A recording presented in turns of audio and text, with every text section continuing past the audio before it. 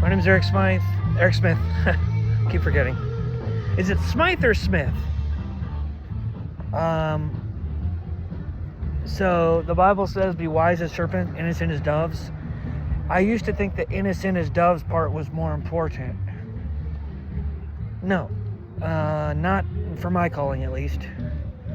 If you're a woman and you walk around like this, yes, innocent as doves is more important for you. So don't get it twisted. It's better to be an innocent as doves than to be a wise as a serpent. But for me, I'm done with the innocence. I'm trying to be president of the United States of America, which means I need as many crimes as possible and rumors and all that stuff. I'm trying to be a supervillain, and if that means I have to steal music from the internet, if that means I need to steal a movie from the internet 10 years ago, hey, that's what it means. But I know what I'm called to do, and Ecclesiastes 7:16 ministries: do not be overly righteous, do not be overly wise. John 7:7, it says, they hated me because I told them that their deeds were evil. People don't like to hear about that. There's a slice of divinity in all of us, and it doesn't really make a lot of sense to a lot of people that they could be wrong about something, especially if it's a preference. But you know, some like 2 + 2 = 4. If someone thought it was 5 and you did, if the person's under the age of 30, then you might be able to convince them that it's actually 2 + 2 = 4 and stuff like that. And depends on the person. It's the more objective, the better chance you have. But to try to change someone's favorite color or something like that, it's very hard. Change their taste buds. Good luck with that. And a lot of humans are very rigid. Yeah. Okay, thank you. Very rigid, very static. But, you know, I have a hard time, and this is cheese pizza? I asked for sausage. Here's a spot where a lot of people would say, well, I ordered sausage. So, because I ordered sausage, I'm going to have them remake the entire pizza. Like, make a new one.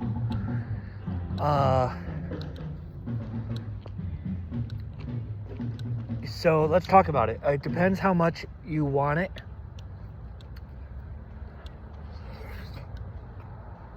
If you're 12, 13, and you really want it, you're really hungry, and cheese kind of tastes trash, and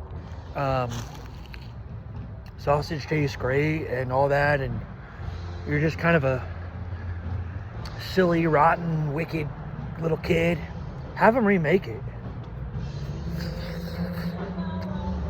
It's all about you. But if you have a different worldview, you're older, you're mature,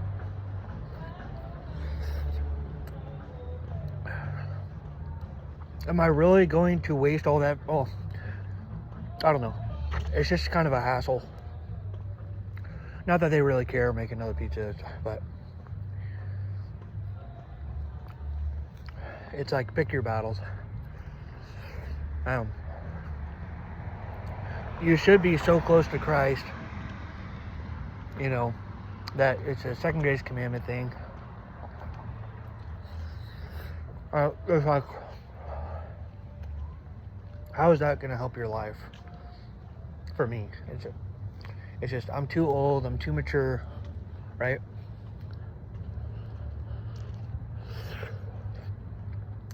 I'm trying to act immature to relate to the American people.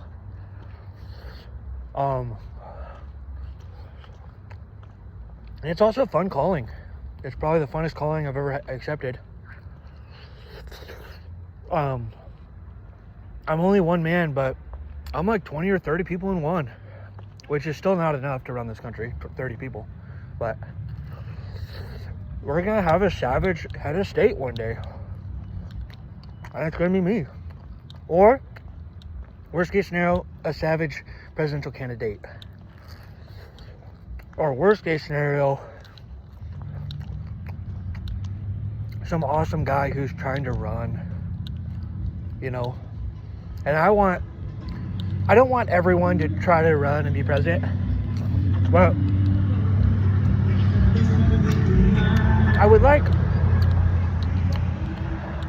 maybe 30 to 60,000 or 100,000 people. Charlie Kirk said, follow your passion. Worst advice ever. Do what you're good at. Passion comes later. In other words, if you look down, you got big hands, you're really, really, really strong, and you're 6'8", you're towering over everyone you wish you weren't, maybe basketball is a good sport for you. Maybe volleyball or something. If you're really short and really, really, really strong and you're an alpha male, maybe MMA or wrestling, because you're already good at it. But it's like, I don't have the passion. Well, you'll get passionate when you start dunking on people. Everyone else is 6'1". You have a natural advantage. You don't have to be better than them at basketball. You just need to get the ball and then dunk on the hoop. All right? Shaquille O'Neal is a terrible basketball player. He's not that bad, but he's pretty bad. But he's 7'1", 330, so it can be hard for a lot of teams to stop him. But just look at how he shoots free throws. He's a horrible free throw shooter. They had to make a hack-a-Shaq rule. Anyways, they're not there because he's so good at basketball. He's there because of his size and he's so big. For me, I don't really have the passion to be president, but I have all the skills, you know. And I'm starting to pick up a little bit of the passion, but it's a very easy job for me. And everything's starting to make sense. Like, what is God doing? Throwing me in the hospital 5 times and all this stuff. He's preparing me for this calling, because most people have an easy time being president because they're psycho on the negative end. I'm psycho on the positive side. And we had Reagan, who was kind of just a peaceful, nice guy. I don't know how we got him, but we did. He was actually a pretty good guy, just chief citizen. Things were kind of regular. But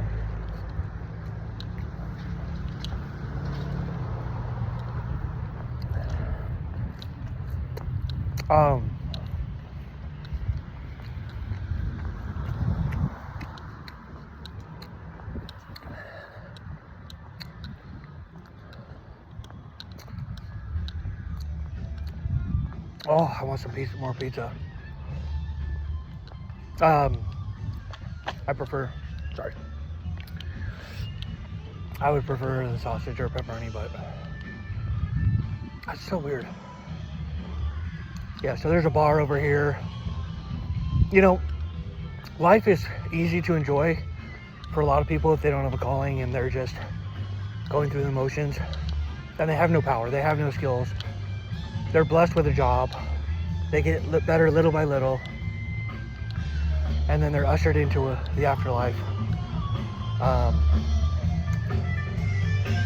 Without reading the Bible, touching the Bible. Even though the Bible is throwing them into hell, they've never read the Bible, they've never touched it, so they're judged differently. And it pisses a lot of religious people off when I say that. If the guy had read the Bible, he would have went to hell. But because he didn't read the Bible, you know, like Donald J. Trump, he's brilliant for his ability to not open the Bible. He only really read one verse. I don't know if he's ever read more than a few verses. He's wise enough to shut that book after whoa, because there's a lot of stuff in there, and you'll be judged by what you read and how you understand it, of course. But I used to think that it was literal and stuff. Like, for example, 1 Thessalonians 4:3 says, do not commit fornication. Well, what's fornication? It's having sex outside of marriage. So then I assumed, and the law of chastity and stuff, no one's having sex because it's against the commandments of God. So it doesn't make sense. And then, or at least people in the church aren't having sex. But it doesn't work like that, I guess. This guy, Mark Driscoll, he goes, yeah, I'm hanging out with my girlfriend, and they're having sex. It's this sermon on fornication, and he's thinking, what is it, fornication? What is that? And he starts to realize, is he talking about sticking it in your girlfriend?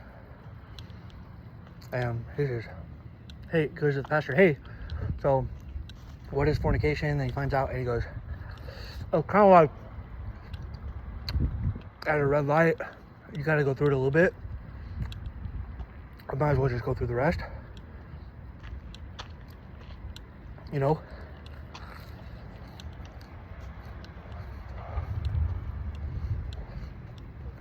At this point, I should keep doing it, right? He's like, no, you gotta choose fornication or Jesus. Calls up his girlfriend. Just heard this sermon. He goes,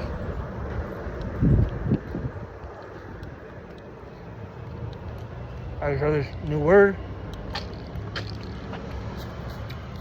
It's called fornication.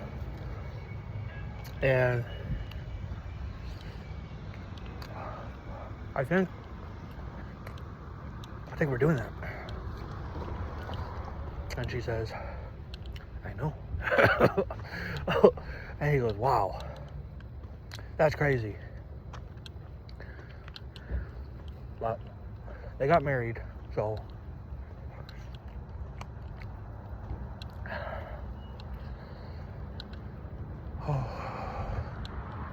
there you go.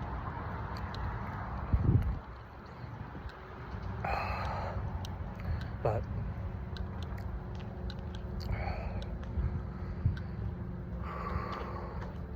a lot of people are having sex.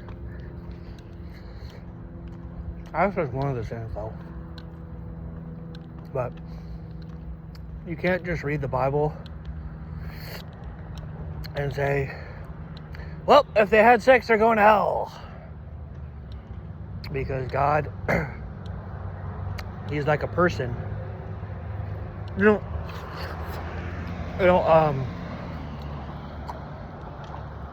posted something.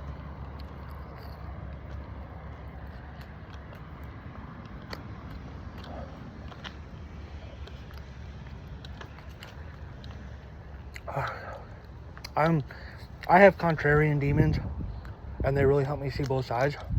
The demons think they're ruining my life. They aren't. I have no idea what's about to happen to them. Anyways, I posted this on Facebook or YouTube. Is justice greater than God in any way, shape, or form?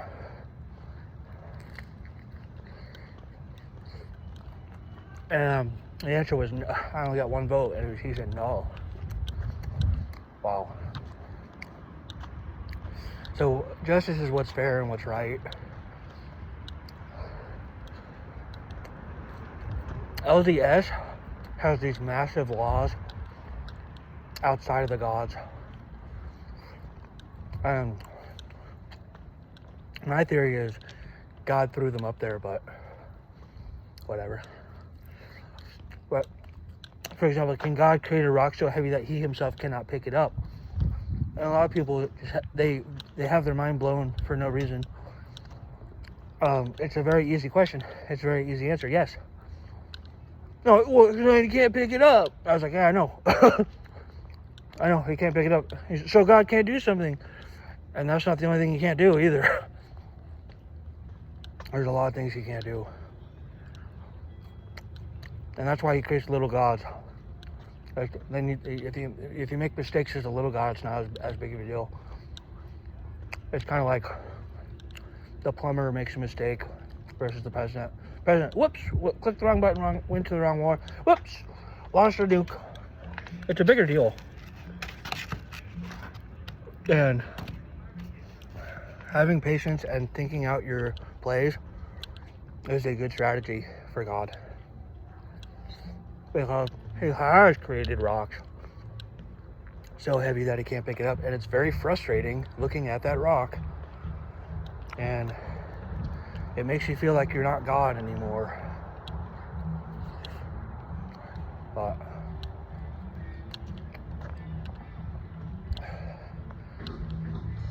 I would say yes.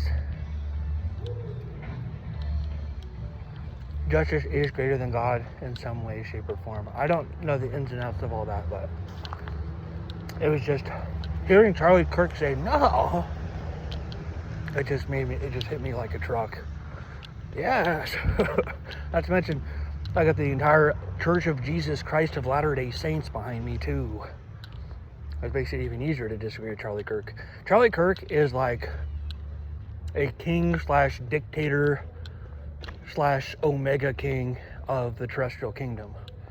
He has these very violent lower laws. He's an Old Testament guy, and he means well. That's what the terrestrial kingdom is. They mean well. But he lives the lower law in a violent way. And I don't know. It was ironic when, but the guy he was talking to was so stupid. He was like, you might as well disagree with him because he's so stupid. Like sometimes stupid people say smart things and you don't realize it because they're so stupid. But if you think about it more, like I think Charlie Kirk is an idiot. So that shows you where I'm at. I'm way up there. And the only reason why I'm up there is because I prayed for wisdom so much. It hits me a month later, 2 months later, 3 months later. Whoa. But I'm not going to sell out like Solomon. When Solomon got the wisdom, God's like, I might as well give him all the money too. And all the women are the ones really that messed him up. I'm actually blessed to stay away from all the women so far. And LDS theology, I know it's true, so I am going to merge with one woman. So that's going to happen, or at least maybe not in this life, but in the next life. Because I think it'd be cool to, there's this Antichrist prophecy. The Antichrist will not have any attraction to women. And I think it'd be really funny for people to call me the Antichrist with all these Bible verses memorized. Say, well, the devil memorizes Bible verses. And people are so stupid, they'll come up with their own narrative. Especially since my vice president is Mr. Beast. So Revelation 19:20, the false prophet and the beast. And they'll say, oh, there he is. And I'm way ahead of that joke, because I already made that joke, a decade, 2 decades before. So this video is going to age like a fine wine. And people are going to say, oh, it was AI generated. It was an AI video. Gen A is going to be really, really, really, it's so weird, but Gen A was raised with AI, so they don't believe their eyes, and if they do believe their eyes, they don't care. Everyone's desensitized, TikTok and all this stuff. But if people do find out that I'm amazing and I'm a superhero, that might not even get them out of bed to vote. It's just, people don't care. Like, oh, cool. Oh, it's such a small part of people's lives, president and politics. The reason why I vote and the reason why I tell people to vote is not to swing the election. That's less than 1% of the reason why you vote. The reason why you vote is to tell the gods who you are, and you're judged by how you vote. Are you voting rationally? Are you voting out of love? Or are you voting out of hate for the other side? All that matters, and you can go to hell, heaven or hell, based on your votes. You can get extreme sickness voting for certain candidates. You can get cursed, But your heart, why it's there, all that stuff matters so much. So the game theory tree If you factor it in a little bit, it's worth it to go vote. It's not that much gas. It's not that big of a line. You could tell people that you voted, which is worth a lot.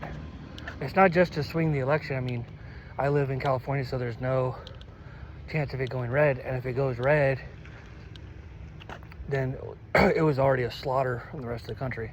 It's not like California swang it. If your vote swings the election, that's never a thing.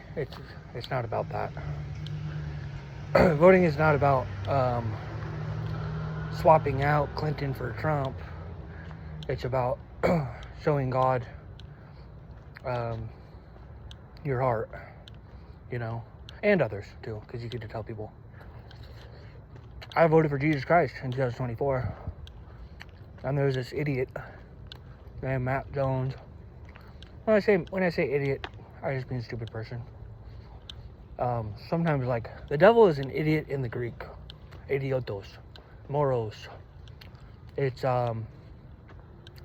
spiritually inept, spiritually bankrupt, but that's not what idiot means in the English. I very rarely use it like that.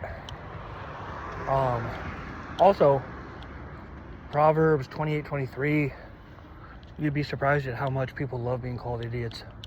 There was this song by Green Day called American Idiot, and they sold a lot.